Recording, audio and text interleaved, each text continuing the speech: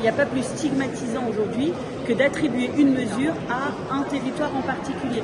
Le fait de dire qu'on stigmatise, qu'on vise les quartiers prioritaires de la ville, c'est justement admettre que la délinquance, c'est là où elle se situe. Pour moi, je veux rompre avec ça, je veux rompre avec ce discours. La délinquance, elle a lieu partout. Les émeutes, les violences urbaines ont eu lieu partout. Moi, je suis aujourd'hui élue de la 7e circonscription des Yvelines. J'ai une ville de Vaux-sur-Seine, qui est une ville résidentielle avec plus de 5000 habitants, qui a été touchée par des violences urbaines, par des jeunes de cette ville.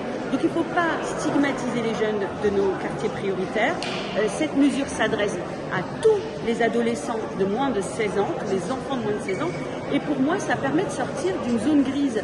Aujourd'hui, vous avez des enfants parce qu'on appelle ça des enfants moins de 16 ans, qui commettent des délits qui doivent être sanctionnés, mais qui ne sont pas, qui ne doivent pas être sanctionnés à la hauteur d'une peine de prison. Et donc, il faut tout de même avoir une sanction qui soit à la hauteur du préjudice commis. Je trouve que ces intérêts généraux éducatifs permettent justement d'avoir à la fois une sanction, mais aussi d'apposer un cadre éducatif qui permettra à l'enfant de se remettre dans une position dans le cadre de notre droit et de pouvoir avancer potentiellement en redonnant des bases de l'éducation, mais aussi peut-être de faire renouer le jeune avec notre République.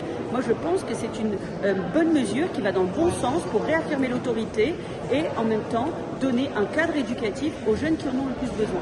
Et encore une fois, j'insiste sur le fait qu'il ne faut pas stigmatiser les jeunes de nos quartiers, que cette mesure s'adresse à tous les jeunes de notre pays.